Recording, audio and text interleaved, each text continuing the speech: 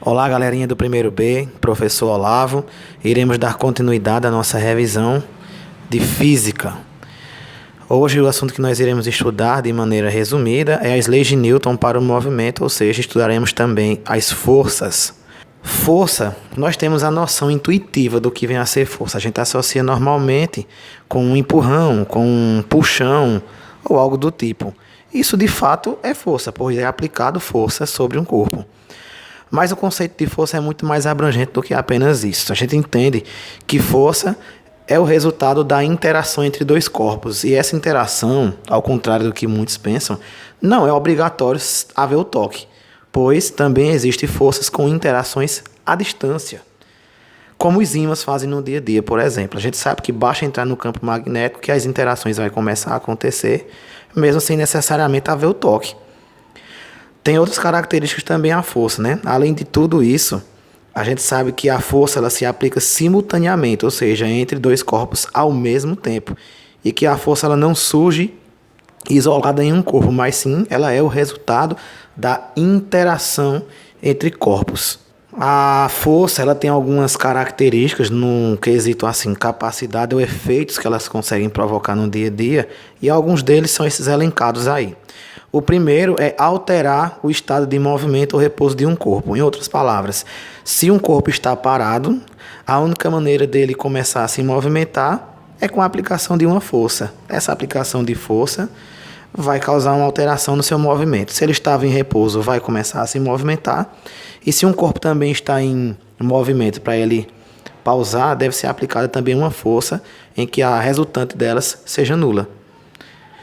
Outra questão também que as forças podem ter a capacidade ou efeito de provocar é a deformação no corpo, como a gente consegue ver nessa latinha de alumínio. Toda vez que uma coisa é deformada, obviamente foi aplicada alguma força sobre a mesma.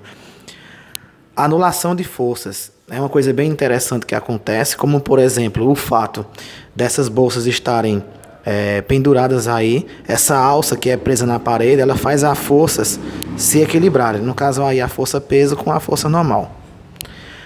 Também causar a aceleração de um corpo, ou seja, alterar a velocidade. A gente vai aprender que a aceleração é a alteração de velocidade. Na verdade, nós já vimos isso no conteúdo passado. Só vai existir aceleração quando alterar a velocidade, ou para mais ou para menos. E uma outra característica ou capacidade que as forças podem provocar é mudança de direção ou de sentido de um corpo. Como, por exemplo, como acontece com a força centrípeta, que nós veremos no final. Vejam esses exemplos aí na apostila. As leis de Newton, bem simples, são três. A primeira lei de Newton, que são, na verdade, as três leis de Newton, na verdade, são os três pilares fundamentais da mecânica clássica ou mecânica newtoniana. A primeira lei de Newton é a lei da inércia, em que fala que um corpo em repouso tende a permanecer em repouso e um corpo em movimento tende a permanecer em movimento. Ou seja, se um corpo está em repouso, ele tem a tendência de querer continuar se permanecendo em repouso.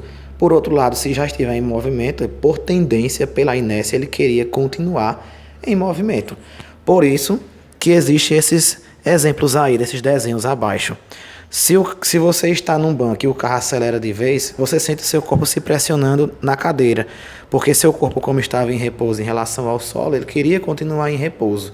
A resposta que ele encontra quando o carro acelera é esse movimento com sentido para trás, essa impressão. E o contrário, quando o carro já está em movimento e ele freia de vez, nosso corpo, por inércia, ele queria continuar em movimento. Então, quando freia, acontece o lançamento do corpo para frente. Essa é a função do cinto de segurança, garantir que nosso corpo não seja arremessado. Um exemplo parecido nós podemos ver também nessa ilustração do ônibus com essas duas pessoas, que enquanto o ônibus estava em movimento, eles estavam em equilíbrio. Mas quando o motorista acionou os freios, vocês podem ver aí que o corpo das pessoas foram meio que arremessados para frente. Porque como eles já estavam em movimento em relação ao solo da estrada, por inércia o corpo queria continuar em movimento. Já a segunda lei de Newton é o princípio fundamental da dinâmica, em que Newton estabeleceu que a força é sempre diretamente proporcional ao produto de quê? Da aceleração de um corpo pela sua massa. Em resumo, força depende de duas grandezas para ser estabelecida: da massa que um corpo tem, que deve ser medida em quilograma, e a aceleração, que deve ser medida em metros por segundo ao quadrado. Então, vejam como é simples. Nesse exemplo aqui abaixo, Qual foi a força aplicada para que um corpo de 2 kg atingisse a aceleração de 6 metros por segundo ao quadrado?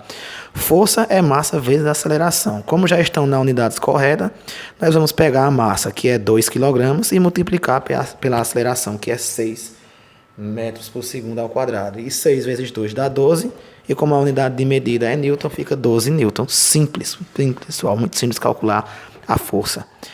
Essa ilustração é para vocês entenderem, né, que o vetor força, quando é aplicado na mesma direção e sentido, eles se somam, né? Uma pessoa só pode ver o vetor ali de força e de aceleração que era menor, e com o aumento de pessoas também foi aumentando o vetor força e aceleração. Falando de vetor, é importante entender que a força é uma grandeza vetorial, ou seja, ela precisa, para ficar bem determinada, o valor numérico, que é o módulo, a unidade de medida, que é a letra que fica após o número, e direção e sentido. Só dessa forma é que a força fica 100% caracterizada. A terceira e última lei de Newton é a lei da ação e reação, muito famosa, que diz que as forças atuam sempre em pares. Para toda força de ação, existe uma força de reação com o mesmo módulo, ou seja, mesmo valor numérico, e direção também, porém com sentido oposto. Se alguém aplicou com essa bola de basquete uma força de 5 newtons para baixo, ela vai voltar, né, para cima também com 5 newtons, ou seja, a intensidade da força não muda, ela sempre será igual. A direção também não muda, ela foi na vertical e voltou na vertical. Porém, o que muda é o sentido, ela foi descendo e voltou subindo. Então entenda, só o que vai variar é o sentido, direção e intensidade da força, ou o modo não altera. Todos esses exemplos aí das imagens são exemplos claríssimos de ação e reação. Começando os estudos sobre forças, mais especificamente, vamos ver logo de cara duas forças, que são a força-peso e a força normal. A força-peso sempre e sempre será um movimento vertical, sempre com o sentido de cima para baixo. Ela se relaciona diretamente com a aceleração da gravidade, que aqui no nosso planeta Terra tem a aceleração de 9,8 metros por segundo ao quadrado, mas que em várias questões é arredondado para 10. A força-peso ela pode ser calculada multiplicando a massa de um corpo pela gravidade local. Se, por exemplo, uma pessoa tem massa de 50 kg aqui na Terra, e como a gravidade da Terra é de 10 metros por segundo ao quadrado, o peso que uma pessoa teria aqui na Terra era de exatamente 50 da massa vezes 10 da aceleração da gravidade, o que resultaria em 500 newton de peso. Importantíssimo também vocês entenderem que o peso, né, ele varia de acordo com a gravidade do local. Porém, a massa ela é constante, ela não depende da gravidade do local. O peso, na verdade, em outras palavras, né, de um corpo é a força com que a Terra o atrai, ou seja, é aquela força com que a Terra atrai todos os corpos para baixo, né? É a força-peso que explica o fato, por exemplo, de ao lançarmos uma coisa para cima, ela, com o passar do tempo, cair para o solo. Outra força é a força normal.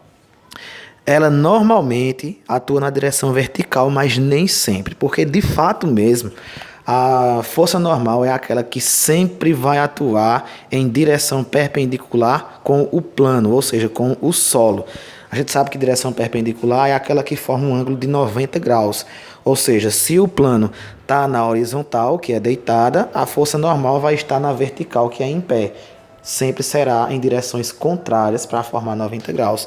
E se for um plano inclinado com uma rampa, é só olhar aqui nessa ilustração que ela também vai formar um ângulo de 90 graus com o plano. Esse plano aqui amarelo estava na direção, vamos dizer que sudeste, e a força-peso estava na direção nordeste, formando assim um ângulo de 90 graus.